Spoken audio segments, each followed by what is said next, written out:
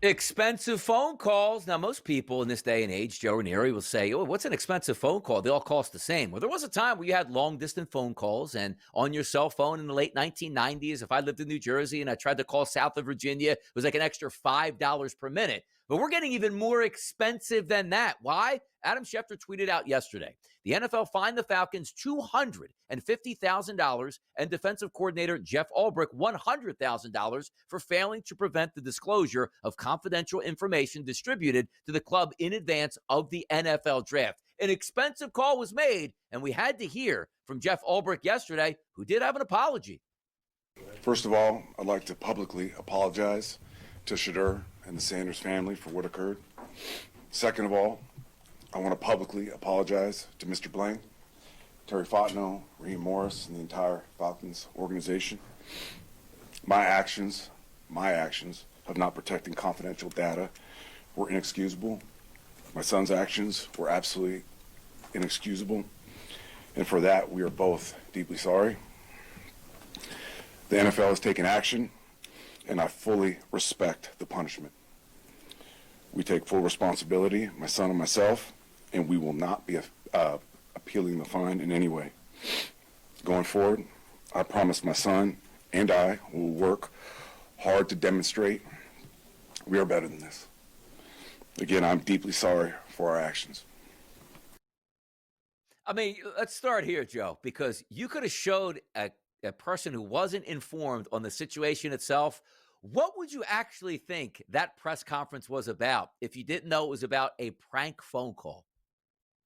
You would have thought it was devastating of all on epic proportions here. And there is so many questions I have with this. I mean, first of all, kudos to the kid for actually coming up with the idea with a buddy of his and even being able to execute it. We got to work on going a little more incognito next time when you're going to do the prank call, Donnie. That's also half of it, though. But lesson learned, I guess. But again, why are we fire the kid then if he was the one who made the call? Oh, that's right. He doesn't work for Atlanta. So what are we doing here? Why are we ringing the old man, throwing him? Did you guys not realize this poor guy had to take over the Jets head coaching job last year? Like, it has been a rough year for Jeff Ulbrich there. And I don't get why you're sacrificing him to go up to the microphone and make it seem like, world is ending kind of stuff. It's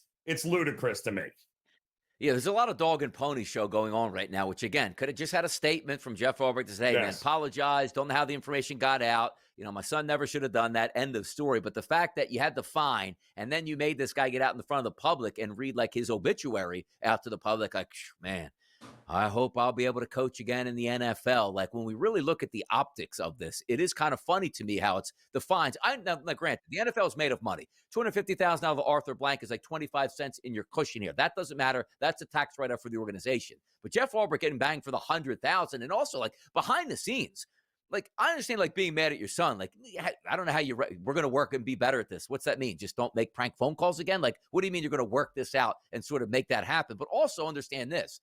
It was a prank call. The apology should have been accepted. And yes, the NFL should send a memo next year. Hey, guys, look, we're giving you these personal information. Just take better care of it. But from Jeff Ulbrich's perspective, like, what does he do? Like, here's my work laptop. It's in my office. My son went in my office, turned it on, and probably was going to send an email and saw, hey, look at the list of athletes. Here's numbers. Let me steal Shedeur Sanders and make a prank phone call here. So it's kind of interesting to me. Like, the Falcons, maybe as an organization, $250, but finding him $100,000 direct because his son stole a phone number and made a prank call seems a little harsh to me. Well, and you know what? Kudos to Shedeur, who was asked about it, right, during that introductory press conference there, and he blew it off. Like he didn't even pay attention to it, right? Like he didn't go into it. So, like, if he's okay with it, what are we doing here? Why are we doing any of this dog and pony show stuff? And by the way, the kid isn't 16. He's a 21-year-old guy. Like, what are we doing here? Unbelievable, Donnie. Absolutely unreal. Like, hey, stole the keys to my dad's car at night, picked up a couple buddies, drove around for a while. I was like, don't you dare do that again. And now it's $100,000 fine for making a phone call. Yeah, 21 years old. You should have used better judgment. And the judgment was maybe not making the phone call. Don't film yourself. I'm telling you right now, Joe and Erie, if they had a camera on you growing up in the 80s and 90s, you know what I mean? Tough scene out there in this marketplace, huh? Thank goodness they did not, Donnie. I'm just saying. Let's be thankful for a few things in this world. Lack of video growing up, certainly one of them. Hey, erase the tapes, baby. Deny it. We'll be back. Hour number 2 next on the Grid. Oh, the action is only heating up, people. This is why you tune into the Sports Grid Network, SiriusXM channel 159, the early line. It's Donnie Rightside, it's Joe and Erie, and we welcome in Mark Zinno, the mouth in the South of the South, who has hot topics today for us, people. Mark, are you ready to bring the fire today? Yeah, well, if it's about prank phone calls and stolen data information, I'm here for it all. So, yeah.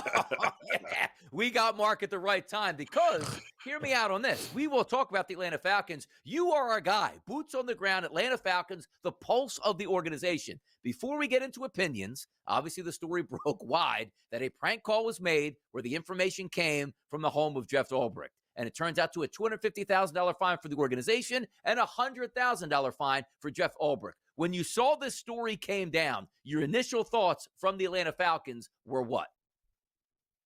it should have been expected that they were going to get in some sort of trouble, and the fines all feel fair and justified. Now, again, the fines are not for the prank call. The fines are for disclosing the personal information of a draft prospect. Well, the phone calls happen every year. We get pranks all the time. No one was upset about Cooper DeJean. We don't know that Cooper DeJean's information came from an NFL coach. That's the issue. An NFL employee, an NFL coach had data compromised, and it doesn't matter that it's in his own house. Like, I understand this isn't the military, but when I have sensitive information for the military in my home, I'm still responsible to safeguard it from everyone and everything, including the people in my home. So the bottom line here is that the NFL and its employees have a inherent right to protect personal data, whether that's phone calls, phone numbers, or anything else. I mean, what if it went a step further, guys? What if they got his address and somebody drove to his house, right? Is that where the line is officially crossed, right? Like, I mean, when do we decide that the line has officially been crossed? So the point is that you have to safeguard the data. They did not do it. Jeff Ulbrich did not do it. And, you know, the Falcons got fined and he got fined for it. And people are like, wow, 10% of Ulbrich's $1 million salary isn't a slap on the wrist. It's better than 100% and getting fired, because there's an argument to say that you should be fired for this, for not safeguarding personal information. Now, as far as his son is concerned, I don't know if I'm allowed to say this, but if I was Jeff Ulbrich, I'd beat his ass severely. Right. Just to be fair, though, quite honestly, even if somebody got the address to the house, they wouldn't get through the gated community or the moat in front of his castle that he lives in. So I'm just saying, I mean, it never had a chance to go that far right, there. That far. But you know, Zeno, we were saying it earlier. It's, you know, when you hear, oh, they got to make an example of this. That's basically what this is. But none of us will be talking about this in 4 months, will we be? Well, I mean, no one cares. But the fact of the matter is that the NFL can't just look the other way on this thing. Right. All the other prank phone calls that sadly still happen. I don't know why idiots still think this is funny, because it's not. It's all fun and games till it's you, right? It's all fun and games till it's your information. When you get hacked and stolen into, then all of a sudden, oh, now we have a problem. But when it's not you, it's just a, quote, harmless prank. Beyond all that, the NFL has a responsibility to take action here and let everybody know the next time a coach doesn't safeguard information. Like, again, let's even talk more academic here. What if it was a play and he showed his buddies the play that he had, and his buddies ran to the Saints or ran to the Panthers and said, look what I found from Jeff Ulbrich's dad. Like, and it caused you to lose a football game. You'd be outraged at the coach for not protecting the information. But because this didn't have any negative effect to you as a fan or any negative effect to the team as a fan, you're like, oh, well, this punishment's unjustified. No, you have a responsibility to protect the information that the league has provided with you. Again, another example. What if it was an email about corporate policy in the NFL that said X, Y, and Z, we don't do this, we don't do that, and that got out? Would that be a black eye for the NFL? Possibly could. So you find the person who let the information out. It's not a hard concept to understand. People just want to be stupid about it. stop the leaks. But by the way, if they did find Shedeur's address and a Kevin Stefanski, impressionist showed up and said, we're going to draft you, and then left and said, no lie, that would be next level. But the NFL, the one thing I do agree with is that the NFL is about optics, and the optics where we can't let this happen again. Slap on the wrist, it might be the $250,000 to the organization. Embarrassment for Jeff Ulbrich. And next year, somebody's going to get that laptop and say, you know what? I'm not going to sit this one out here. I'm going to make sure I protect it a little bit better. So I do agree with that, but we'll see how far down it goes. But as also Joe pointed out, in a couple months, we won't be talking about this. What we will be talking about is the Cleveland Browns quarterback room, Mark Zinno, which now sits with Kenny Pickett, Joe Flacco, Dillon Gabriel, Shedeur Sanders, and Deshaun Watson. Talk to me about that crowded room and how it plays out. This is the stupidest quarterback room in the history of the NFL. It really is. It's the dumbest quarterback room in the Cleveland Browns as an organization. I'm waiting for the Giants to go, here, hold my beer. Okay? That's what I'm waiting for. At this point in time, explain to me what the logic is. So when Joe Flacco flames out and Kenny Pickett doesn't remember what color jersey his team wears, and everyone's yelling, play the kid. Which kid are you talking about? Dillon Gabriel, the one you drafted in the 3rd round, or Shedeur Sanders, the one you drafted in the 5th round? Is one of these guys just trade bait for somebody? Is Joe Flacco trade bait for somebody? Is Kenny Pickett just going to go eat mayonnaise somewhere else? I don't know. What, or is that Will Levis? Sorry, that's Will Levis. Will Levis is into the mayonnaise. I apologize, but you get the point. Yeah, they both stink. Point simply is, I don't know how this all plays out. When you draft, these aren't first-round quarterbacks, so the idea essentially is that they don't have to play right away. You didn't intend for them to play right away with Dillon Gabriel. But, why would Shedeur Sanders be above Dillon Gabriel on the depth chart other than he flat out played better than him in camp?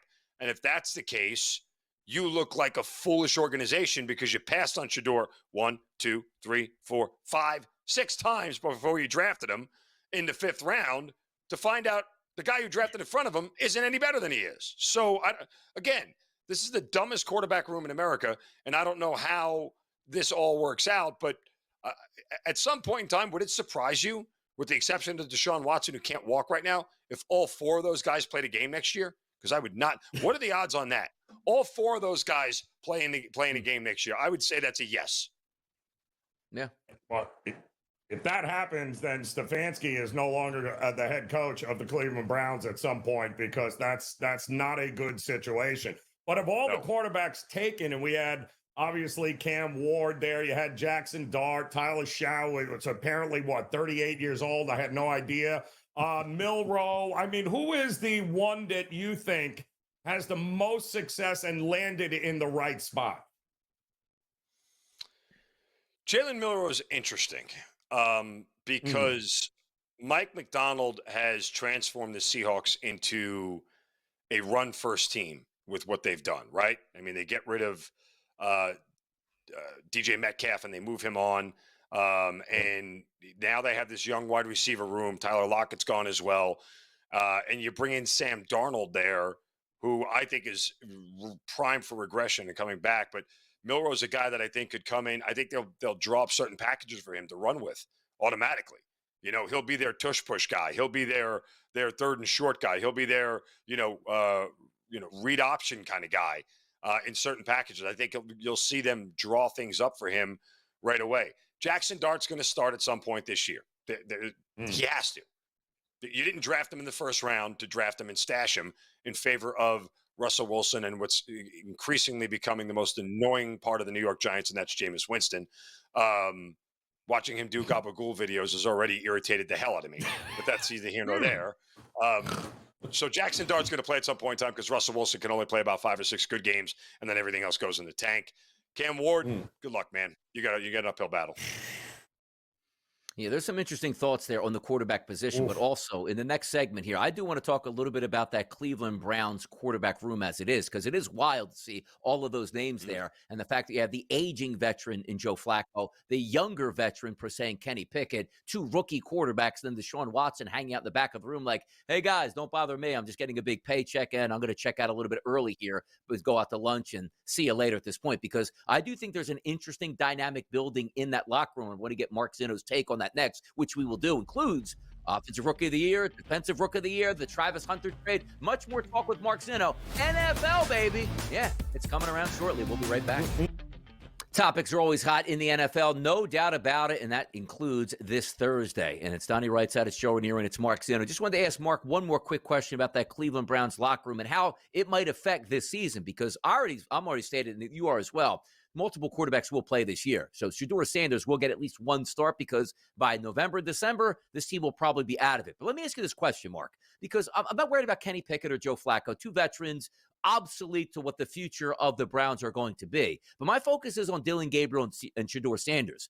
Would it have been easier for the Browns to draft, let's just say, Shedeur Sanders in the 3rd round and Dillon Gabriel in the 5th round, and maybe you wouldn't have so many questions? How do the Browns operate in camp outside of the veterans and say, well, we actually thought Dillon Gabriel was the better quarterback, or was there's a little bit too much headaches with Shedeur Sanders, let's get Dillon Gabriel, and oh no, look at 2 rounds later, Shedeur Sanders is still there. How does that room operate from the get-go? Yeah, I mean, it's interesting because, to your point, like when they drafted Shedeur in the 5th round, the GM, Andrew Berry, and Kevin Stefanski kept talking, well, the value we couldn't pass up, the value we could. Well, from a talent perspective, you couldn't pass up the value in the 3rd round. Look, no one has ever said Shedeur Sanders wasn't a first-round talent. They've said a lot of things about why he didn't get drafted. No one has ever said we misgraded him as a first-round talent, right? So the idea of him falling out of the 1st round to the 2nd wouldn't drive us crazy. Going from the 1st round all the way to the 5th tells you that there was something, this was about something else, and he wasn't, it's not a talent issue. So I don't buy their discussion that the value was in the 5th round. No, the value was there in the 3rd round on Shedeur Sanders. So to your point, DRS, like the idea that in the 5th round is when you finally decided we're willing to overlook all the bad interview stuff. We're willing to overlook all the cockiness. We're willing to overlook all these other things because the 5th round was too much value. To me, doesn't hold any water whatsoever. I think they know that Shedeur is going to end up being a better quarterback than Dillon Gabriel. The numbers tell us that. The tape tells us that to this point. I mean, Dillon Gabriel was a very average college quarterback till he showed up at Oregon, where he had high-level talent around him the whole way, right? Like, he was not very effective anywhere else. So, and that's not to knock him, but it's just from a talent perspective, Shedeur is the better quarterback. I think when he says they're going to let them compete, they'll let them compete, and whoever gets the starting nod or whoever plays better than the other will be the 2nd quarterback on the depth chart. I still have a hard time believing they're going into the regular season with 4 quarterbacks. You're not stashing one of these 2 guys on a practice squad.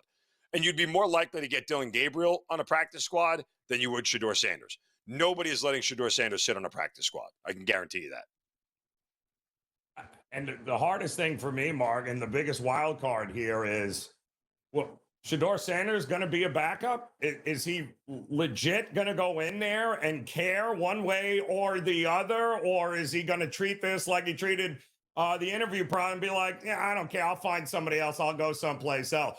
I mean, this is the first time I can remember that Shedeur Sanders was kind of smacked in the face. What chip is going to be on his shoulder? And do you buy it that he's actually going to get enough reps here and prove himself in that locker room to other grown men that he's the guy that should be leading them?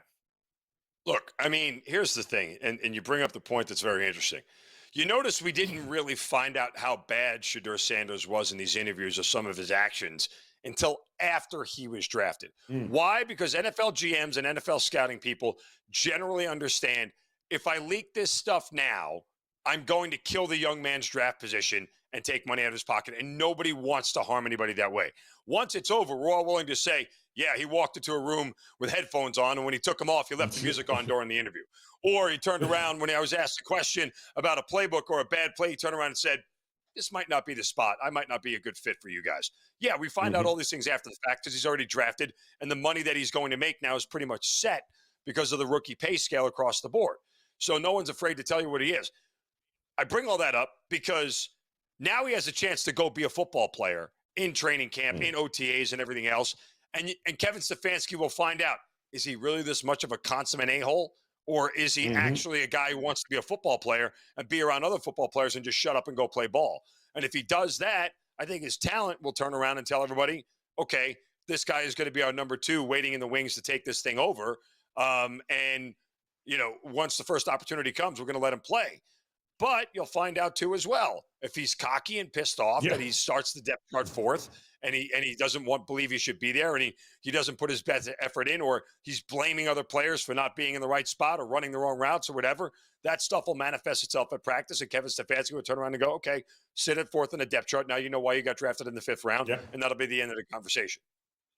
And we'll know sooner than later. OTAs and rookie camp certainly coming up here. We'll see if he can command that locker room like you need to as a young quarterback in the NFL. Let's take a look at some awards markets here, comparative.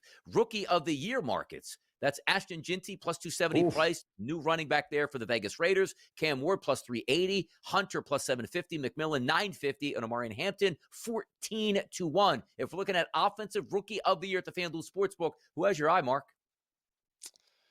I mean, I would tell you if it's not Genty, it's somebody that's not on that list right now on the offensive side. There's going to be somebody else coming off the board.